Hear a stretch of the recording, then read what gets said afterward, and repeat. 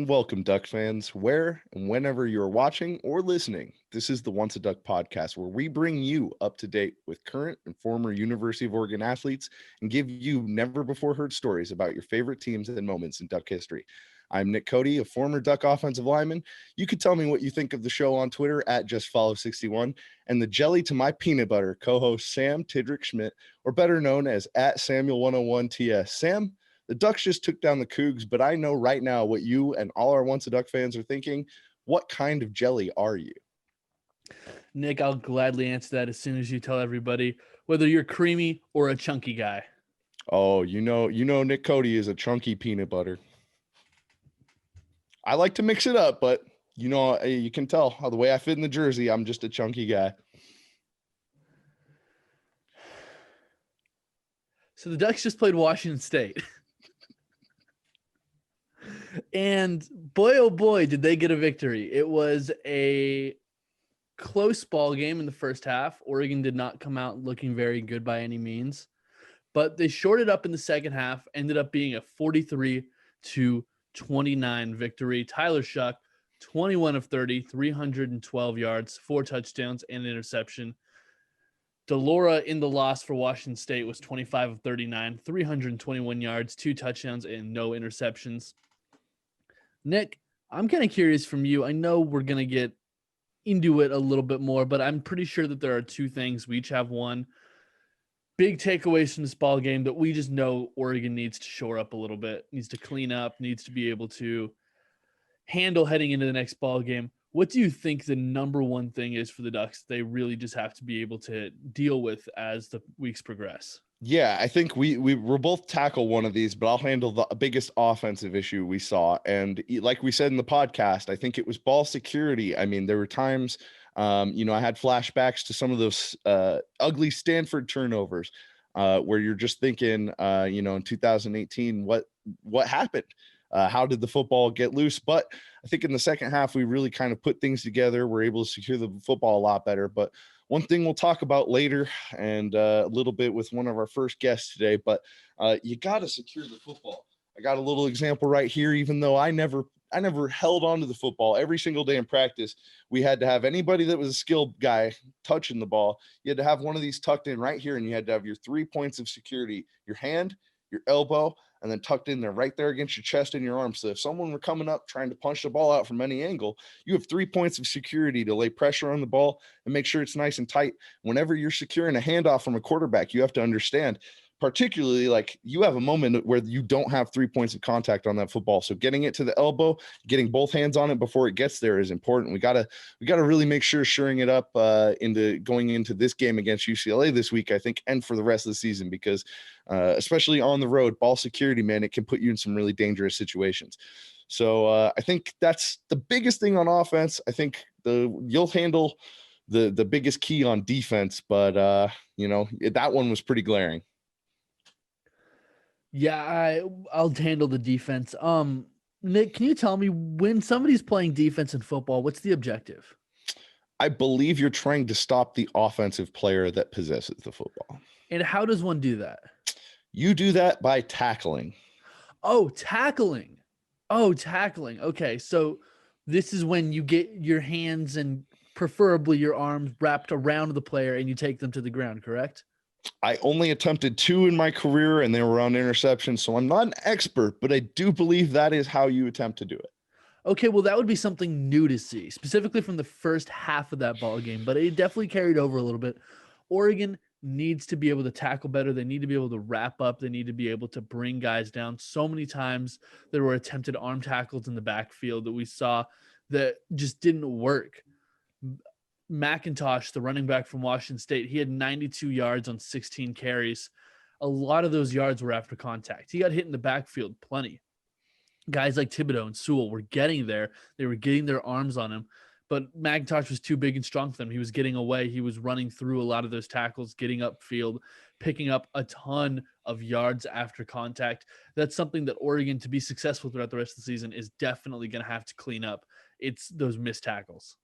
Yeah, and there were a lot of times it was so frustrating because, as we're texting back and forth during the game, you're just like, we're so close to having half of these plays be tackles for a loss. And then they end up being big gains or first down simply because, the first guy getting there, reaches out with an arm and then everyone else kind of slows down and stops. So one of the other things about tackling is not stopping if you aren't necessarily in on the play, because getting tackled important in football.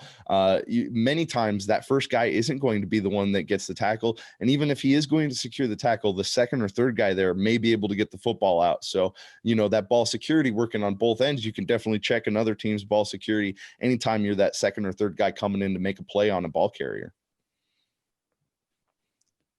So we know that Oregon has to clean up those two things. Take care of the football. You're down 0-5 in the turnover battle throughout the season so far. Not a great spot to be in. Hasn't cost you a game yet, but you don't know when it will. And tackling, same thing. Don't know when it'll cost you, but at some point it will. Oregon is getting ready for UCLA this week, but I want to see what maybe a positive takeaway was that you had from this Washington State game. What's something that improved from the Stanford game that you looked at and said, okay, well, at least that got a little better? Well, I think Tyler Shuck's decision-making for the most part was a lot better. I think there were a couple scary moments there, a couple picks, but I think for the most part, I really liked the way he was able to bounce back and lead the team into that second half with confidence. I think that's one thing where, especially if you're judging reactions from fans in the moment, you have a lot of people that get real nervous when the ball starts getting turned over. So I think for him to come out, show that he wasn't shaken whatsoever, I think that was probably the biggest improvement for me, because I just, even though we did well and performed well against Stanford, there's still those reads that felt like they were missed and opportunities that were missed. Definitely felt like, even on the stat sheet, Shuck just looked a lot better, looked like he had a lot more firm, secure control of this team in that leadership position on this team. Yeah, I think that Tyler Shuck was definitely a guy who came out a little bit cold. I don't think we can doubt it. He had the interception. He had another pass that probably should have been picked off. He had the fumbled handoff attempt to CJ Verdell. But what I will say is that what I've liked about Tyler Shuck is that he hasn't shied away once something like this has happened. In both games, he did come out a little bit slow against Stanford. He came out a little bit slow against Washington State, but that hasn't deterred him. And that's what I like to see. I like to see somebody who has the gusto, if you will, to keep on going through those moments. Somebody who is confident enough in themselves that when something doesn't go their way, they're not completely out of the ballgame. Yeah, and especially going into this week, that's going to be important because you never know what can happen against a Chip Kelly coach team. And as we go into UCLA week here, we're going to go back to our old life manual, but particularly for this week, we are stepping into a year back from our typical life manual, going to the 2009-2010 life manual, which I particularly found for this week because we have 12 John Wooden quotes for leadership success. I thought that was great going into UCLA weekend. One of the guests we're going to have on later is going to talk a little bit more about John Wooden. But I think one that really stuck out to me that made me think about this game is success comes from knowing that you did your best to become the best that you are capable of becoming. This Oregon offense, I think you really saw it take the next step with the lack of depth at tight end. Seeing DJ Johnson really step up is just it's been a great improvement to see. I think when we get more guys healthy, like hopefully we will for this game, the production from the tight ends is going to step up even more, make this offense just run like a machine. Because when we've taken care of the football, I think this has just hummed along and been a really successful offense that I think other teams have been really frustrated by not being able to stop. And I think that this offense is one that's going to be productive throughout the season. I think there's so much that can come out of it. There's so much that can be built off of it. I think that Mario Cristobal said it today in his press conference. They're just scratching the surface of what can be done here. There is so much potential in this offense, so much potential, not only in just how it's designed, but the players who are running it, so much skill all over the field. I think that Oregon's going to be very successful with it. Defensively, I think Oregon's going to continue to improve throughout the season. You do have some young guys who are stepping up in some new positions, but I think that that's just going to benefit Oregon later on. This team is set up for success, especially down the line, as when some of these tackling issues get shored up a little bit, when some other issues are cleaned up slightly, this defense will be really, really dangerous. Yeah, definitely. And I think they're going to have to be. I mean, we saw with UCLA and Cal being moved to Sunday, and both those teams having to adjust on short notice, just how much of a load UCLA's offense really was for Cal. and how they, even though there was shortened preparation from Cal's team for UCLA, you can see if you really don't try and contain, especially that quarterback for UCLA, you're going to have a really rough day. You are going to have a difficult day anytime that you have to deal with something like that. What I will say is that, Nick, this is a game that I am very excited for. Oregon versus UCLA. We're going to take it back a little bit. Here's a question for you. When do you think the first time these two teams, Oregon and UCLA, faced off was? Let's just go 1933. 1928. You were within 5 years. Oh, man. I was close. Within 5 years. UCLA leads the all-time series, 39 wins to 29 wins. The current win streak is Oregon with one. That victory in 2018. Back in 2018, Oregon, UCLA faced off. It was the Dylan Mitchell show, 8 receptions, 156 yards, and 2 touchdowns in that ball game. Also, the ball game, Nick, where this jersey I'm wearing right now came from, the Oregon Jumpman jersey. Yeah, and we're all told as Oregon fans, even though we can't be in Autzen, we have to wear black this week. And now I don't have my own black jersey necessarily. I'm over here rocking the family fan-made 61, which is your classic D'Anthony 66 jersey that I know you probably have like 20 of.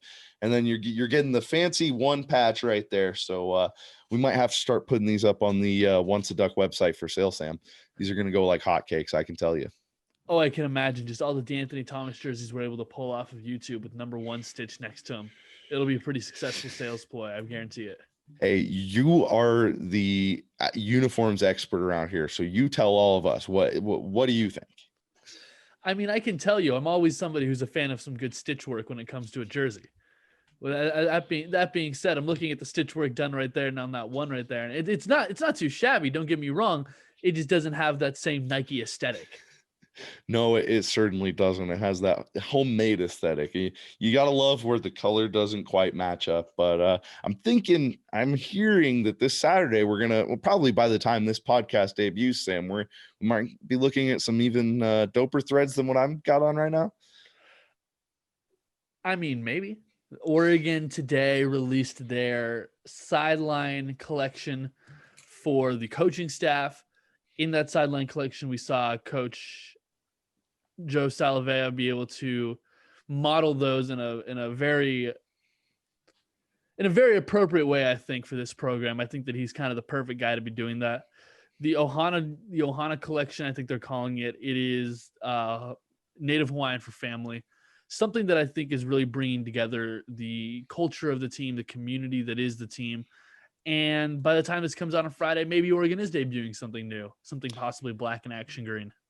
Well, you have to know that, they were initially planning on this being a Friday game, now moved to a Saturday with the podcast coming out Friday. We'll probably already know by the time this is released, but if not, there's been some rumblings, and what better time to do it than with Coach Kelly coming back? I think, that's kind of one of those things that feels very synonymous with Oregon trying to innovate and step their game up. And, if you thought it was going to be a Friday night matchup or Friday evening matchup where you got everybody's attention to show new uniforms, hey, hopefully we don't know the kickoff time yet, but hopefully we get that Saturday night slot on ESPN to show everybody what's up.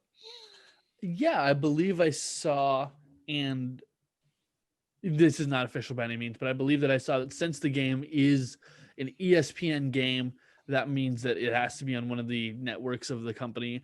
Therefore, I believe I saw that the open slots for game times would be ESPN 2 at 7 o'clock or 7:30, maybe, ESPN U at potentially 8 o'clock, or ESPN News anytime throughout the day. I think for Oregon's sake, you got to hope for that 7:30 on ESPN 2. Just because, look, that's still at least basic cable. You're getting the majority of people are able to still see that game. Once you're on ESPN News or ESPNU, that's going to be really difficult for a lot of Duck fans. Well, not just Duck fans, Sam, but as we've been talking about periodically this season, I think it's going to be really important to get those eyes and get that attention. And, right now, you have to think Oregon still there has to be hope in that locker room that if you guys go undefeated, that you're going to be able to have an opportunity to maybe get in the playoff talks. But you're only going to really be able to do that if you're able to go out there and change some perceptions. And I think a big part of doing that is getting those prime time slots. Unfortunately, right now, the merits of the Pac-12 in itself, it could be very difficult to have any real credible wins that are in the rankings by the time the Ducks play a lot of these teams. So it's going to be really important to not just perform well, but I think really showcase what this team is about and why it is on a tier that should be able to compete at that national level.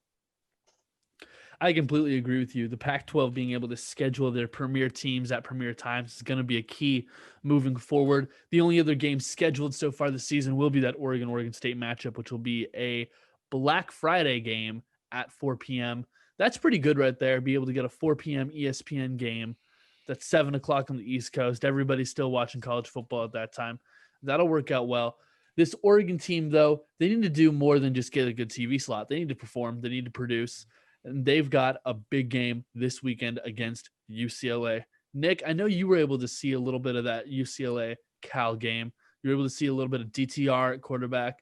Dorian Thompson-Robinson, a very fun guy, I personally think, in terms of just watching somebody play the position. Give me a little bit of your scouting report on what Chip has down there in Los Angeles. Well, I remember thinking, oh, it's a Sunday morning. I work on Sunday mornings, unfortunately. And I signed into work from home, and I remember thinking, oh, yeah, I'm going to turn on that UCLA Cal game, get an early read for this weekend. The moment I did this was DTR's first interception. And I think I tweeted out something about DTR having interceptions for breakfast. And I think that was the last time I had anything I could have tweeted really negative about DTR that whole game. Cal did not look prepared to come out and play UCLA first and foremost. I think that's important to say.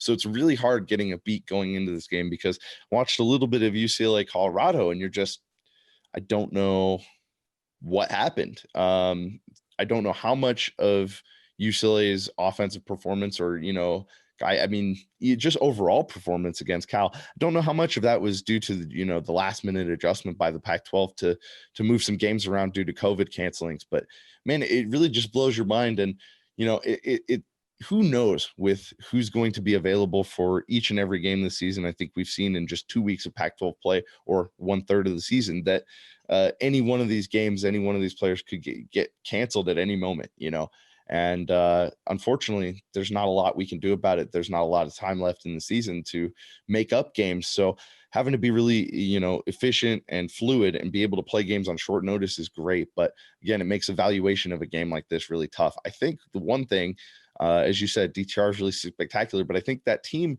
offensively is really buying into Coach Kelly's concepts a lot more right now, which is something we've talked about, as we went through our game by game preview. Is I think that's going to be a real key for UCLA this season is how much do guys buy into the system? Because if you're leaning into the system in a season like this, you could have a chance against anybody. It might not take necessarily the most spectacular players and athletes, but it may take a team of players that are all on the same page that go out and execute every Saturday consistently.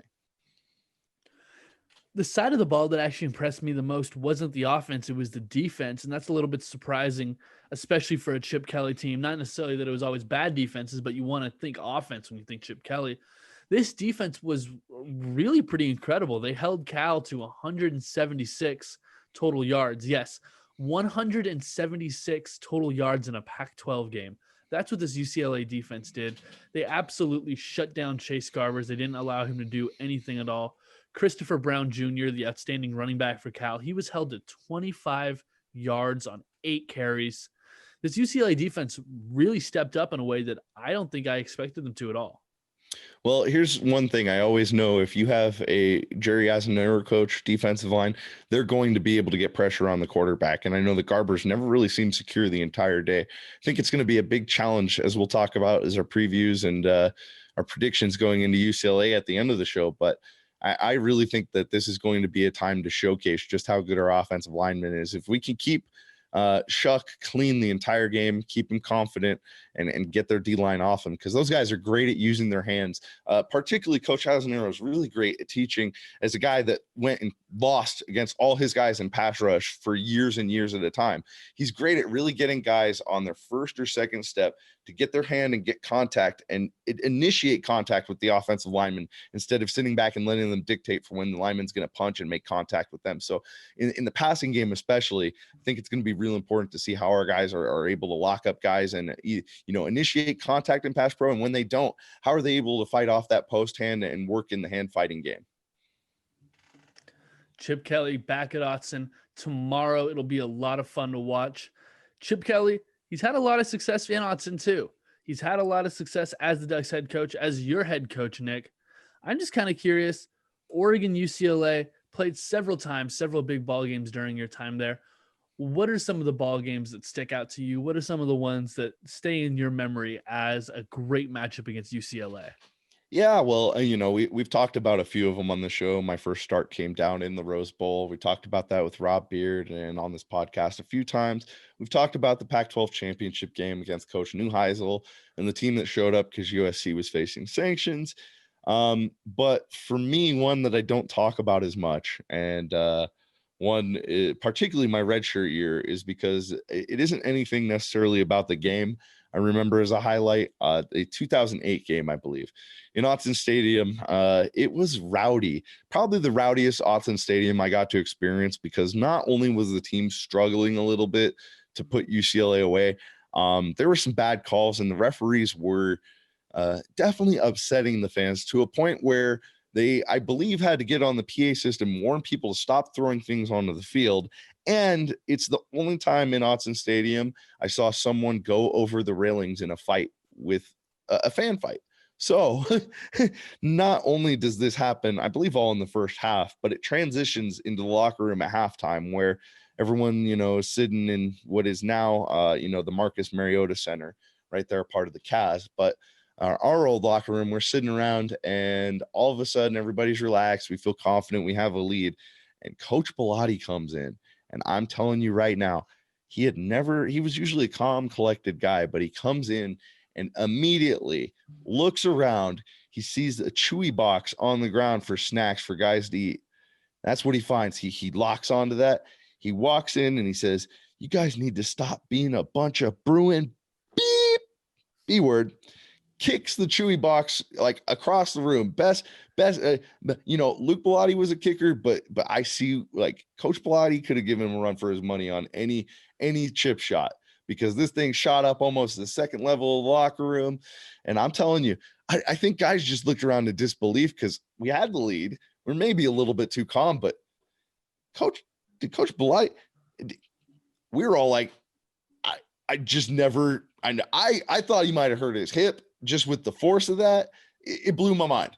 And in Coach Bellotti's last season, that's probably one of the highlights for me, of just being like, wow, that's my coach. Hell yeah. Because the team finally got up, and, I think the first reaction was silence. And then everybody kind of like, oh shit, coach is fired up. It was a laughter moment, but everybody else got fired up too. It was like, yeah, we need to take this game more seriously. And, went out there, finished the game. But I think that's one of those ones that anybody who was in Autzen that night and anybody listening, they'll remember. They probably remember the fan going over the edge onto the field, because I just remember you could hear Autzen. There was like an audible gasp of like, did somebody just go down over the railing? That, the planters right there with the grass right over there.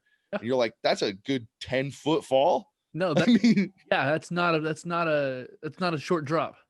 No, not at all. And that's what I'll remember from that game, at least. So some nutty things can happen in Autzen. I don't think any of our cardboard cutouts are going to be tossing each other over the railing, but mine might come over there, find yours, and have to bring it to you this game, Sam.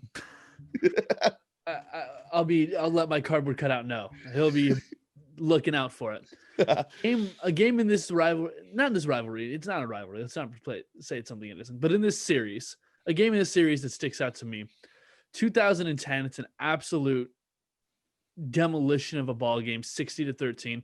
This one just sticks out to me because I remember where I was when it happened. I remember being outside in front of my dad's place, listening to the game. I wasn't watching it, was listening to it on the radio, hearing Jerry Allen call another great ball game, hearing LaMichael James rumble for 123 yards, 2 touchdowns, Darren Thomas throwing the ball over 300 yards and 3 touchdowns. This game was the first time I believe Oregon had been ranked number 1, period. It was the first time in any of the polls. I don't believe they were in the official BCS college football poll, but either the AP or the coaches poll, they were number 1. And it was such a crazy energy at the time. There was such a crazy vibe going on. Oregon was on national TV. ESPN was trying the 3-dimensional cameras. Oregon was bringing yellow jerseys out that night. It was a whole lot of fun. I think if that's not the game, that's at least the combo. That is the combo. That is a year later Wazoo, but I knew you'd like that because that's how you remember games. I was just listening. Nick points to a picture behind him of himself jumping up, wearing the matte black helmet, yellow jersey, black pants combo from that UCLA game, as well as a pair of Washington State football games as well in 2009 and 2011. That 2010 game sticks out to me, but also, and I think it's kind of undeniable, 2011, 49-31, Pac-12 championship game. Oregon gets the victory in the very first ever Pac-12 championship game. Quite a ball game across the board. Darren Thomas absolutely balls out, does what he needs to do. 219 yards, 3 touchdowns. Kenyon Barner, LaMichael James together, almost over 300 yards, 3 touchdowns. And David Paulson, 2 catches, 42 yards, and a touchdown. Why do I bring that name up, Nick? Well, I think there's no one better to talk about Coach Kelly than my fellow teammate, David Paulson. Awesome. With us now, we have Oregon tight end David Paulson. David, thank you for joining us. First and foremost, how much of the Oregon Ducks in this 2020 season have you been able to watch, and what do you think about Mario Cristobal's team right now?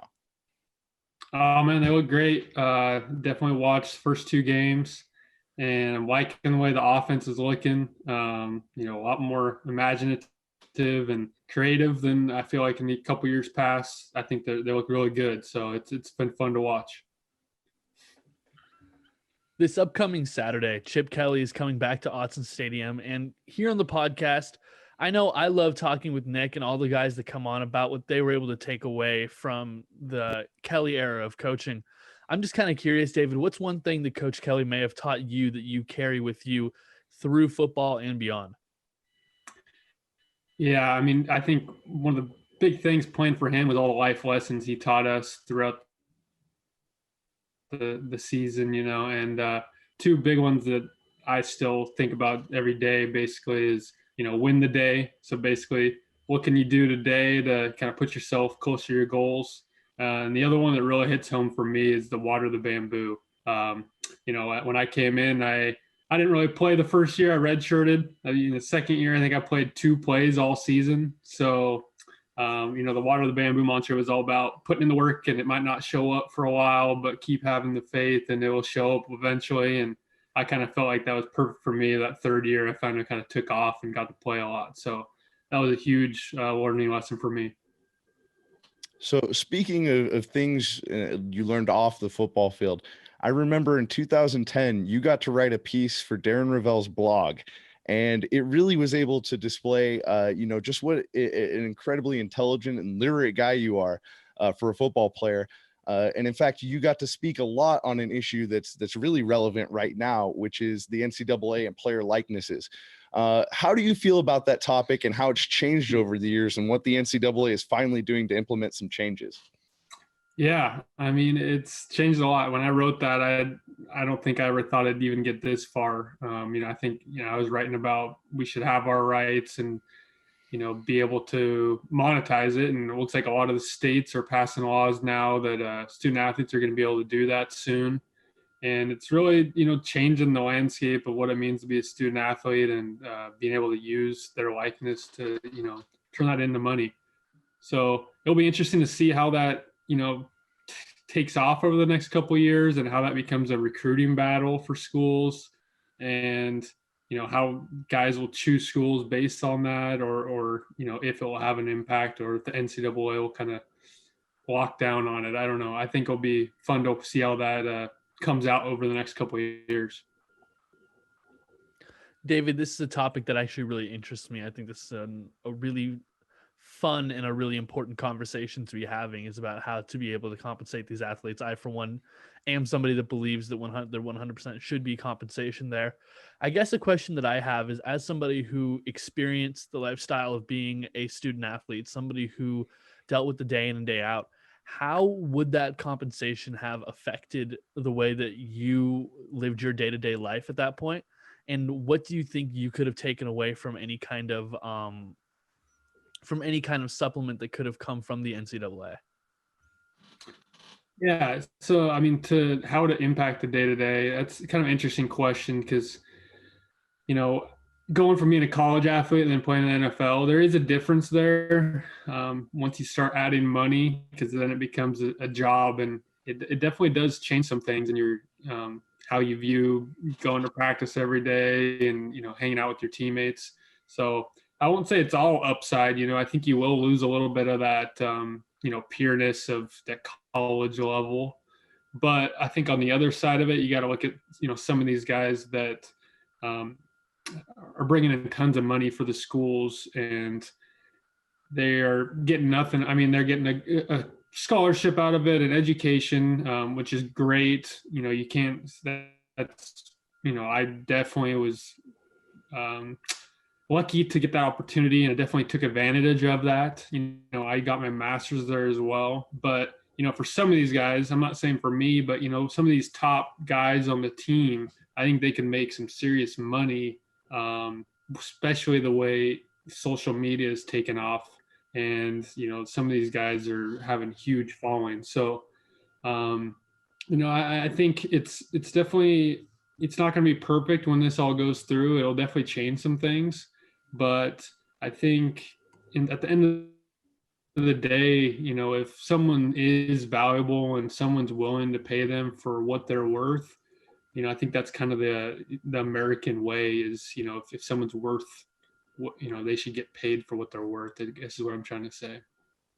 Yeah, definitely.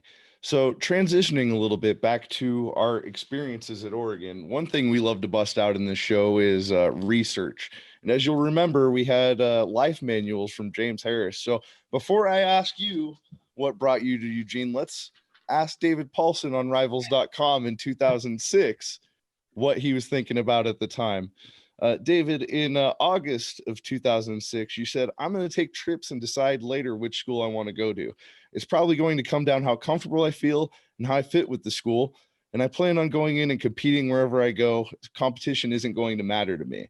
You also said later in February of 2007, you said about your abilities, you said the best thing about you is probably my ability to get downfield in my hands. I'm pretty good at getting open, but I need to work on blocking a little and getting stronger. You hadn't decided on a major at the time, but you were considering sports marketing. So what else besides those things finally made you come down to deciding I got to be a Duck? Yeah, I think a lot of that still rings true, but I took some trips. I went to Eugene. I went down to Berkeley. Those are my two official visits. I also took an unofficial, Stanford and a couple other places. But I liked Eugene. I thought it was far enough to get away from home. Me being from the Seattle area, could get away from home a little bit, but still close enough where my parents could come down to games. I loved Eugene, the size of the town. I loved the fan base there. And, my official visit was when we played Oklahoma and beat them. So that probably helped a little bit too, having that atmosphere for my official visit. On the football field, David, you were definitely a key part of Chip's offense. For the first couple of seasons, a key special teamer, a blocker. Then you became a pass catcher, and we were able to see touchdown after touchdown, big play after big play. When Ed Dixon graduates in 2009 and you step up, it's now you starring in the tight end position. What's it like for you to have to step up in that moment? And then what's it like being a key contributor in the Blue offense?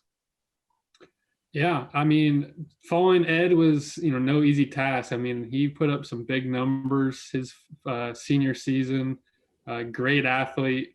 And, I learned a lot from playing under him, playing with him. So definitely big shoes to fill when that time came, my junior year. But, I just knew it was my time to kind of shine. And I loved playing in the offense. Chip's offense was so fun.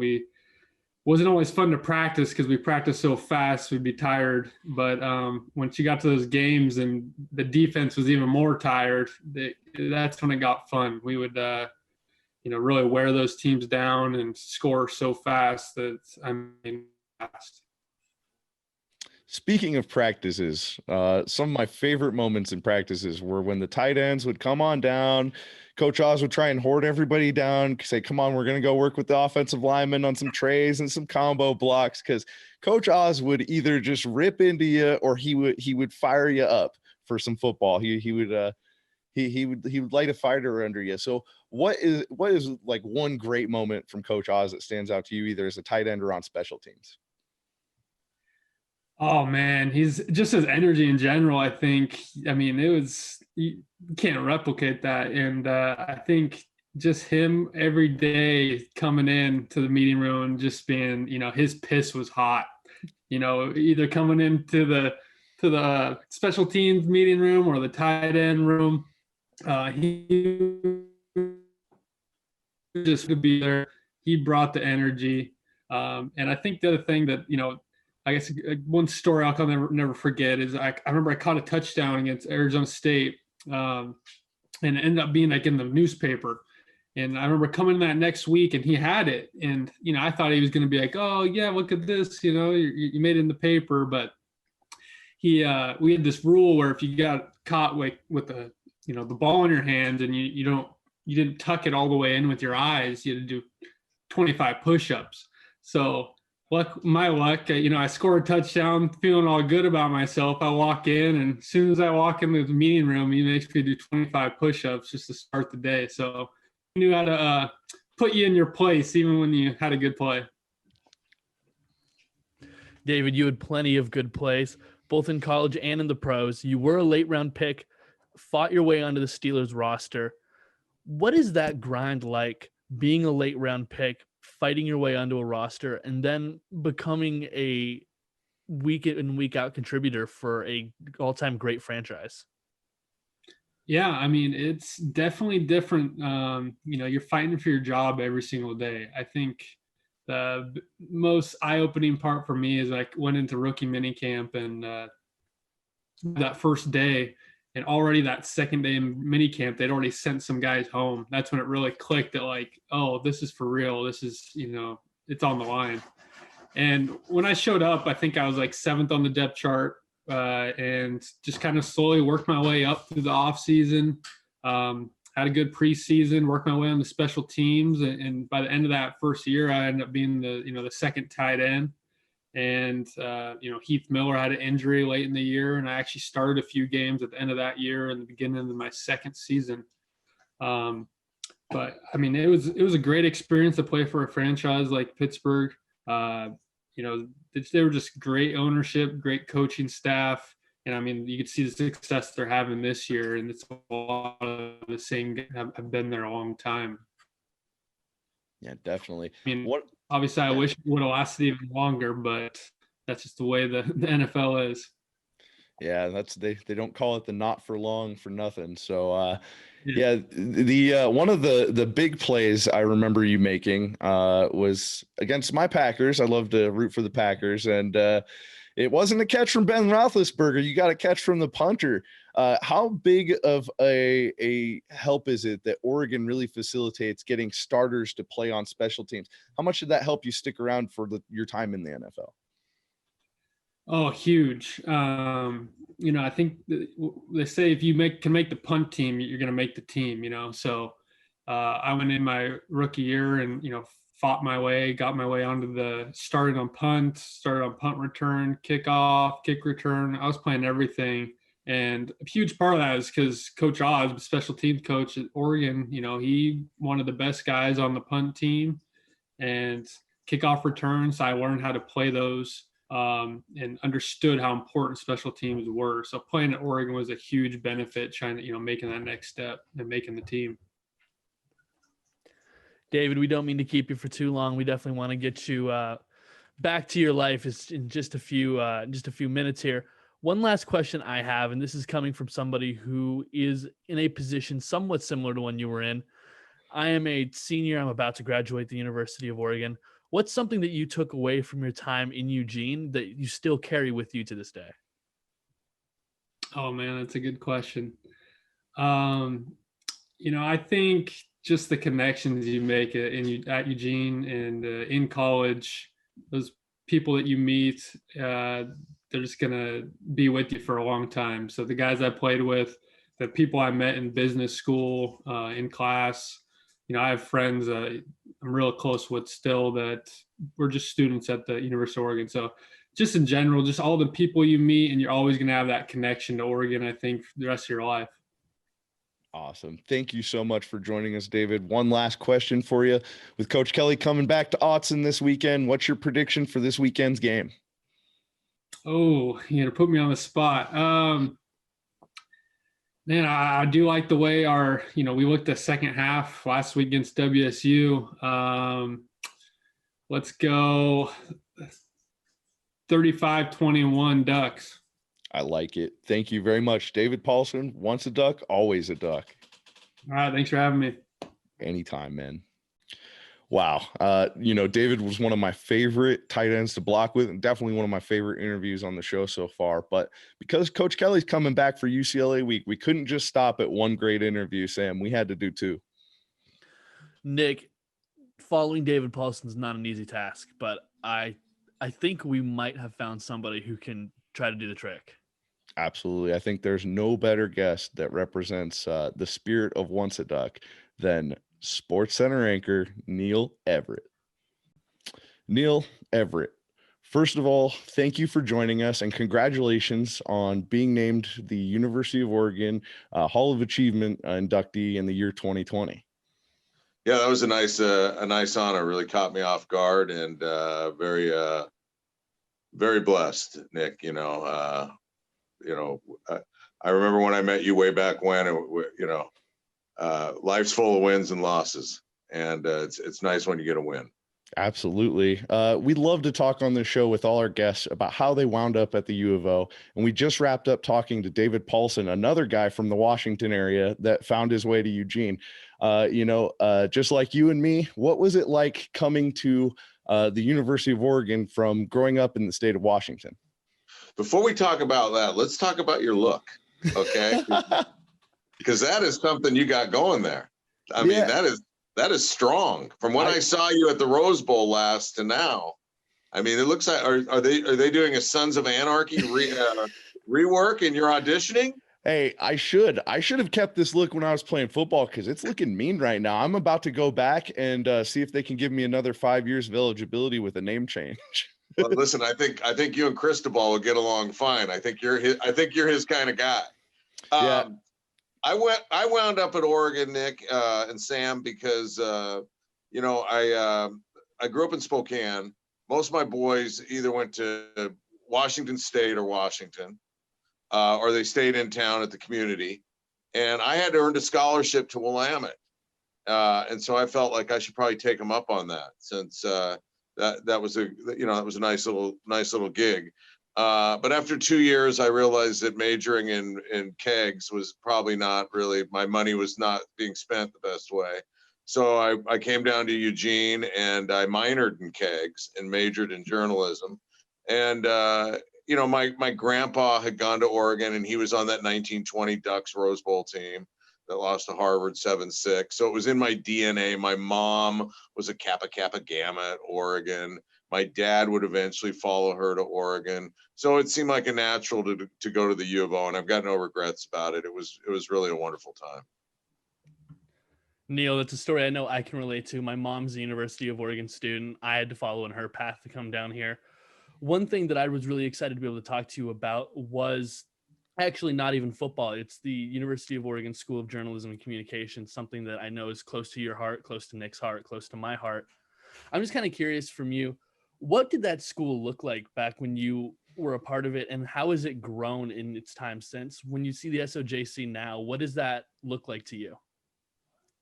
What did it look like, or what did it smell like?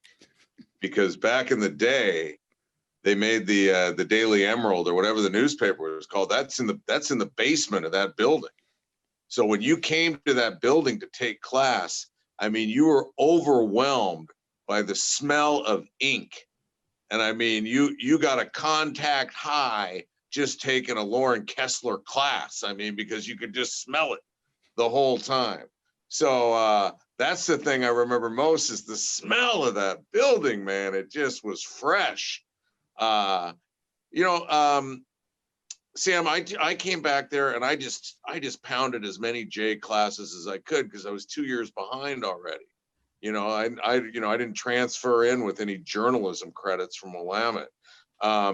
So it's to be honest, it's just kind of a blur for me. I mean, I just went and hammered and hammered and I graduated. Now, coming back years later after having been gone, I mean, I had when I moved to Hawaii in '85, I don't know that I ever came back to Eugene until sometime after 2000.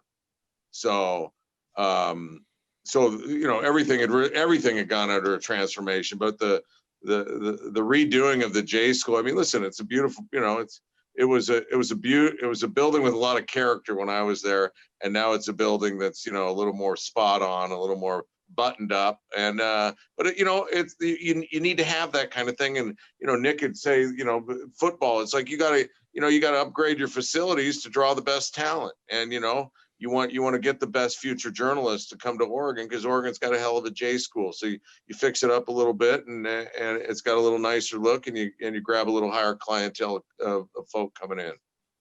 Absolutely.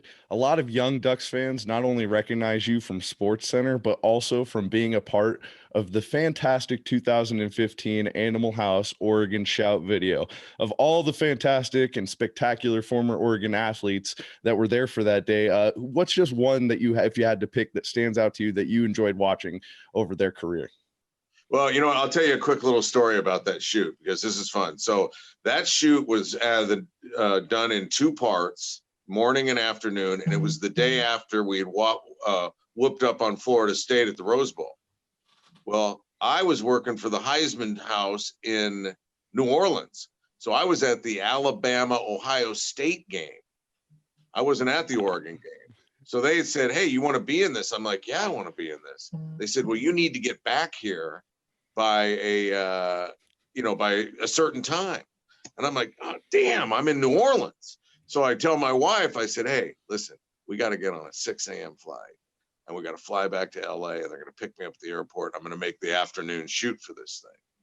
And, and it was New Year's Eve. So we never went to bed. We just got up, we stayed up till 4. The car picked us up, took us to the airport. We flew back. We got there. The car picked me up. And now they take me to this thing. I get in a toga. And the shoot I was there was not the shoot that Otis Day was there or Joey Harrington. That was the morning shoot. I was there with LaMichael, I remember, and I think Kenyon was there, and Ahmad wasn't there. I don't know if Dan Fouts was there, but anyhow, so now they're playing a tape recorder of the song, and we start dancing, and I'm dancing hard, and I'm sweating. And I mean, I smell like New Orleans. I mean, it's just coming out of my pores, and I'm just giving it my all. And I'm like, boom, done. Drop the toga, walk out. Well, we did like 14 takes, man. By the end, I was gassed. I was gassed, man. But it was good fun. I mean, just to be included with the athletes, for a guy like me, it's, it was very humbling, and I just get a kick out of it, and it was super cool, because when I was a student at Oregon, I lived in the Beta House, and to walk to class, I would walk by the Animal House, and and it was still there, and it was during my time that I was still in Oregon before I went to Hawaii. I'm pretty sure that we're going to tear it down and build like a dentist's office. And we're like, well, that's a dumb decision. And of course, if they had a do-over, they would have never torn it down. They'd have it as a historical site, and they'd use it as a tourism key because, but they did what they did. But the movie lives on even though the building doesn't. So that's my Animal House dance song story. Neil, that's one of my personal favorite traditions at the University of Oregon is the shout dance. Something that I know as a student that goes to games, it's something I look forward to the end of the third quarter of almost every event for that moment. It's more of a... Sam, did you notice how yoked I was in that video? Oh, outstandingly. Thank you. Okay. Just wanted to make sure we got that on. Oh yeah, no, it was clear the athletes weren't the only people using those Oregon facilities. Thank you. Along with the shout video, there's so many other great traditions here at Oregon and around the university, around athletics. Are there any that you remember that still stand today that as some of the traditions that you look forward to most, either on game day or throughout the week? Well, when I was there, Mac Court, it was still Mac Court. So, we used to shake that thing like we were trying to topple it. I don't know if that was a tradition or just the energy of the kids at a basketball game. And when I was there, Sam, the football team was not very good. I mean, the last Civil War game I went to was 0-0. And that, and then I didn't go to an Oregon game, I think, for like 20 years, you know what I mean? So, what I remember is just how great the parties were in the parking lot, because a lot of times guys, you go like, are you going to the game? And people go like, what? Going to the game? Why? It just, now I'm going because I'm a sports fan, I'm going to go regardless. But a lot of people were like, no, man, we're just here for the party. So but now it's like, hey, man, nobody's missing kickoff. I mean, obviously this year we all are, but, as of, recent success, everybody's in there and the place is bigger and better and louder and stronger and faster and cooler than it's ever been. So, I guess that's a long way to say, no, I don't really remember any traditions. I just remember the rowdiness of Mac Court and the ineptness of the football program back then, for the most part, that kept a lot of people. I mean, like, I don't know if you went back and looked, I bet there were sometimes there wasn't 10,000 fans in a game. Well, I know Nick has a question coming up, but I do just want to say the good news is that the parties are still alive. Even during the times when they probably shouldn't be, they are still alive. No, yeah. Yeah, I probably shouldn't say nice. I'm going to rescind that nice. Social distance party, kids. Okay, come on. Well, while you may not remember all the traditions from back in your day, you will remember that a little over a decade ago, we met when you came to speak at a sports media workshop one week with Deborah Morrison, who we've talked about on this show a couple times. But yeah, I remember that day so vividly because it helped shape this very show we're on here today. You shared something really personal about your experiences with the John Wooden story and being one of the last people able to interview him. And that really helped shape my career because I was able to understand how much you had to sacrifice emotionally and in terms of creatively sometimes to share a story like that touching with the world. What is one way you're still able to bring content and consistent energy that people expect from you on SportsCenter on a consistent basis, particularly during very hard times like we're facing right now in 2020 with the pandemic?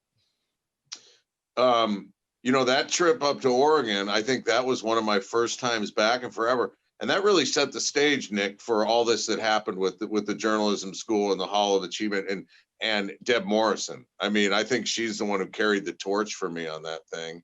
And I have I owe her a great debt of gratitude. She always tells me how cool I am. And I'm like, Deb, you're the cool one. And in answer to your second question, Nick, is I just think that when you can be real and when you can share experiences that come across the television screen, and you're not too cute but you're cute enough, and you're not too funny but you're funny enough, and you're sincere, and especially in these times, like, people don't need any BS right now. We got enough of that out there. So I think it's just, it's having a story to tell, being confident enough to tell it, and showing some vulnerability too. I think people relate to that. So I think that part of my success has been because, like, the guy that you see on TV That's me. I don't change. I don't start talking like this, doing all this, TV radio voice or anything. Like, I am the dude that's kind of wackadoo on TV. That's me. That's me in real life. So I think that's probably where the bond has been created between the viewer and myself, whatever bond there might be. Neil, a little over a decade ago, you met Nick for the first time. What was your first impression of the hulking lineman that stood in front of you, pretending to take notes in the class that you were speaking at? Well, the thing is, one, you're always going to gravitate towards an athlete because, that's, because of the job I did. So, and also, I'm like, good on this dude, like he's not here just, majoring in, general studies.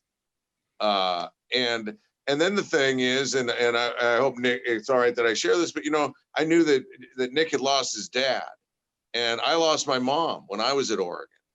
And, when I was, 20 years old. So over time, I felt like this kind of, I had this kind of bond with Nick. And I remember I would be on the sidelines watching the games, and every game that I was there, and I wasn't there that many games, but I'd be 2 or 3 games, and we just kind of do the head nod, and like, the acknowledgement nod. And, I just thought he had some dude in him, and I knew that he had, that it's painful, man. It's painful when you're young and you lose someone that important. And it almost puts you in the same fraternity. It's an unfortunate fraternity, but it puts you in one. And so I think that's why, that's why I was so happy when Nick came up to me at the Rose Bowl.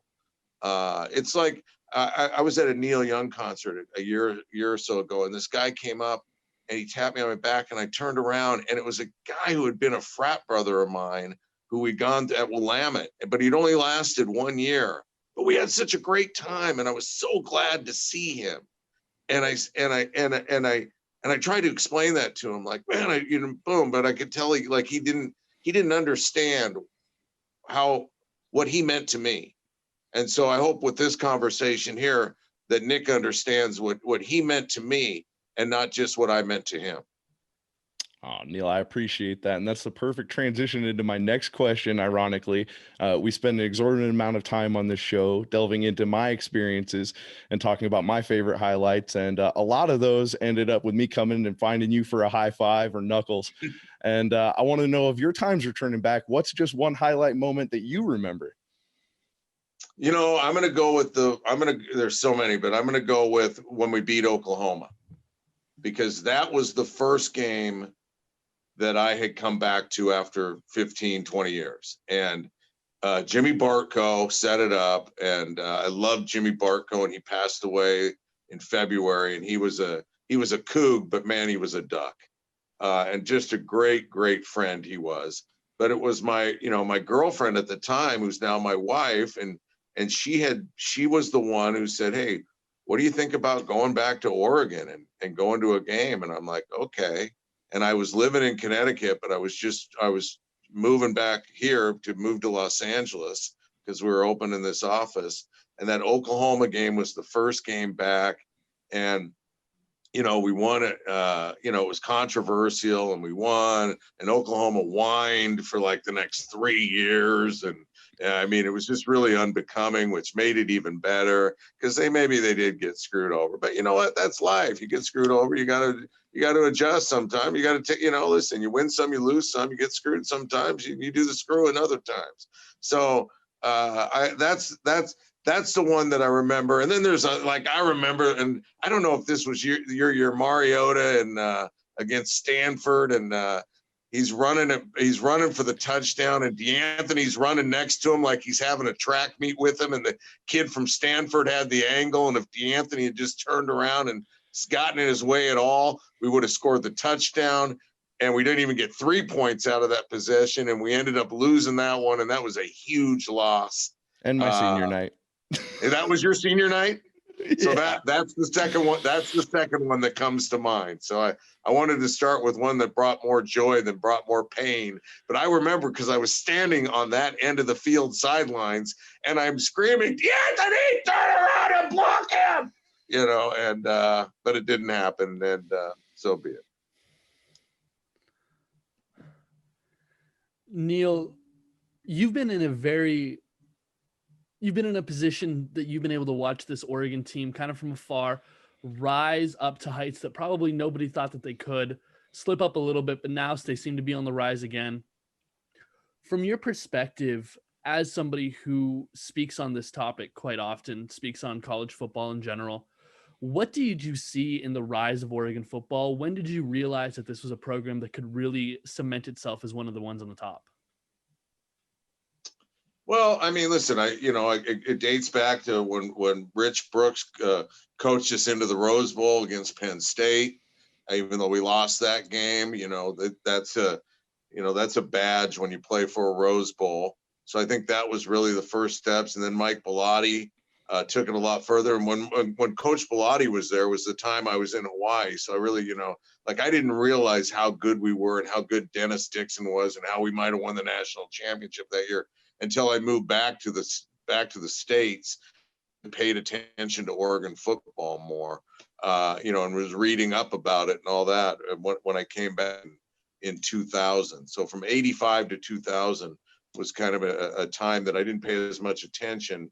But as I've looked back on it and read about it, it's obviously that Mike Bellotti raised it another level and Chip Kelly came in. I mean, something that no one had ever seen before. The speed of the game, the way he brought it in, and then facility upgrades as well as those continued to improve, and the relationship with Nike and all that, and how media puts more stuff out there so more kids can see it, and all of a sudden Oregon becomes a destination point because of the facilities and because of the cool gear and because of Nike and all this, and it never rains at Autzen Stadium, as long as we can get them to sign before they realize, oh, it really does rain here. So I think all that, and then, and Helfrich with most of Chip's guys got us to a title game. And then we had, then there was kind of the downslide. And now I think Cristobal is, I mean, he's like, he says, man, we've come to pick a fight with everybody. I think that, he's from that Saban tree and he won a couple titles at Miami. So, he knows what winning football is all about. So I think it's a natural progression given the facility improvement. And I think just Chip Kelly kind of turning all college football on its backside with some of the things that he introduced that now everybody uses. And so, that's, he revolutionized the game in some ways that a lot of people are taking advantage of now. Yeah, and leading into that, we're talking a little bit, UCLA is coming to Oregon this week with former coach Chip Kelly leading them. What are just a couple of your favorite memories? Because I know when we'd be flying home on the plane, sometimes we'd see you catch one or two of our top 10 plays. So what was it like finally getting to kind of really enjoy seeing Oregon on the rise and at the top of their game while you're there at SportsCenter? I think, there was a time where they were like, hey, nobody cares where you went to school. And so don't be so pro your school. Like Van Pelt went to Maryland. Stu Scott was a North Carolina guy. I was an Oregon guy. Stan's an LSU guy. And I think that kind of goes back to your question about, it's like when you see how natural and how like it really means the world to this guy that they won. And oh my God, Neil's got to come on, Neil's coming on the air and Arizona just beat him in the last second, and you can just, and I'm like, damn, I'm not going to lie to you. My heart is heavy right now that we lost that game, but I got a show to do. So I think when they loosened the strings on us being ourselves, to be able to celebrate Maryland and celebrate North Carolina and celebrate the Patriots for all the New England guys back there in Bristol and all that. So I think I think that made it more relatable to the fans themselves. So I think that's kind of how it came about and what it felt like, Nick. Neil, thank you so much for taking the time to come on and talk with us. It means so much. Before we let you go, we do have one last question. Since you're a man who's known for giving great catchphrases and having some great pop culture references and quotes, what do you suggest we do with our podcast here? How can we expand or highlight the once a duck, always a duck catchphrase on our show? Ooh, and your once a duck, always a duck is what your thing's called right now? Yes, sir. And I don't know that you can improve on that. I mean, I love that. I mean, that's telling it exactly how it is, because that is exactly how it is. I mean, you're either with us or you're against us. And once a duck, always a duck. And so I dig that. I don't, nothing jumps into my head that would be better than that. And so I think you should run with that. It's, they always say your first inclination is probably your strongest, and that was probably your first. So I like it behind you there, Nick. I can see it on the wall. And I think it speaks to what you fellas are trying to speak to. Awesome. Appreciate it. And that's how we'd love to close out our interviews, with just saying once a duck, always a duck. Thanks for coming on, Neil. Man, if I wasn't holding this phone, I'll give you half whack right there. I got you. There you go. Boom. Yeah. Hey, Nick, you've always been a favorite of mine. Oh, and so I'm glad, I'm so glad that our paths crossed again. I wish you nothing but success with this and whatever else you're doing in life. And Sam, it's good to meet you, and I wish you the same. And thank you for letting me be in the loop and letting me be a part of this. I really appreciate it. Oh, awesome. Thank you, Neil. I hope you and Stephanie take care. We'll see you hopefully here soon in 2021, maybe. Yeah. Go Ducks. Go Ducks. Well, I mean, what more can you say than that, Sam? I mean, one of the best guests we've had on the show so far. I think he summed it up there, man. I don't know if there's much more to say than reiterate our keys of the game and talk about our predictions. I'm still recovering, Nick. That was really cool. That was a really cool poll. I'm not going to lie. I'm still caught up on this one. Yeah, Neil was always one of my favorites there to have on the sideline. I'd always seek him out whenever he was at games. And like he said, we just had that connection, and it was really awesome for him to talk about it. Cause when we first asked him on the show back when we were at the Rose Bowl, he was happy to do it, but I wasn't sure exactly how much he remembered me. But man, wow, honored, just honored. So, yeah, thank you for all of us for joining and watching that, because that's only possible with the show that we've built it up to now. And thank you everyone that goes out there and subscribes and listens, and thank you for sharing that moment with us. I am beyond grateful. That was so cool. I can't get over it, but I have to, because I got to ask you, Nick, reiterate for us, please. Walk everybody back through. What are the keys to this ball game? Oregon versus UCLA. Man, I'll say it time and time again this season until we get it. We got to protect the football. 3 points of pressure on the football at all times. When you secure it, you get it from the quarterback, man, tuck it in until you have those 3 points of pressure. Because you know what? If not, you should be doing push-ups in the next meeting, just like Coach Oz. If they can get a single picture of you not tucking that football away in this next game, you should owe 25 push-ups at the beginning of the next meeting. Because, hey, at this point, Coach Cristobal's called it out. You know that the coaches have coached it up. At this point, it's just about going out and executing. Sam, what's the key on defense? It's pretty simple, Nick. I know we talked about it earlier pretty jokingly, but the fact of the matter is Oregon has to tackle. They have to be, when you get your hands on somebody in the backfield, they have to go down. You can't have people squirting away and getting those extra few yards on you.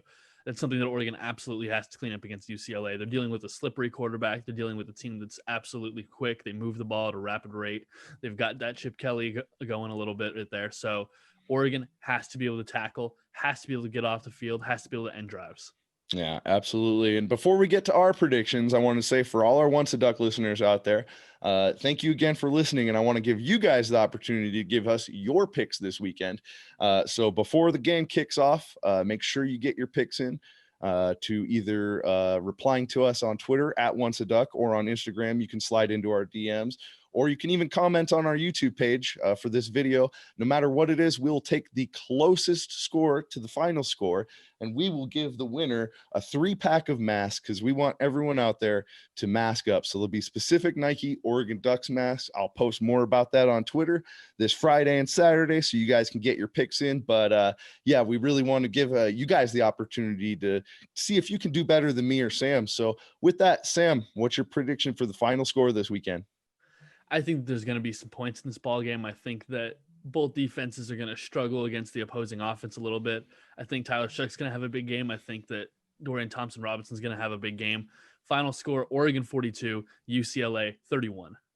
I like that prediction. I know in the past when I was on teams that was debuting a new uniform or something that had some real hype to it, those always seem to be really high scoring games. So I'm right there with you. I'm going to go a little bit higher. I'm going to raise the bar a little bit. I'm going to say a little closer. I think it's going to be 45-41. I think there's going to be a ton of points on the board. I think both these offenses are going to light it up. I'm hoping at the end of the day, Oregon can win the turnover battle, get DTR to force some bad throws. He's a really great athlete. And, you know, when he makes you pay with his feet, he's really dangerous. But if they can make him sit back there and try to take some of those throws that he can have a little too much confidence in, I think Oregon come away winning the turnover battle and winning a big high scoring game. So with that, I think I'm ready for the game. Sam, how about you? I'm excited. I am ready to roll. This game was supposed to be a Friday night. I thought I could have some early football. We got to wait. It's going to be on Saturday, but I am excited. The Ducks, the Bruins, it's all coming up, and I cannot wait. Well, while you all wait at home, we hope you join us for Once a Duck. And like Neil said, there's no better way to end it. Once a Duck, always a Duck, baby. Thank you for joining us.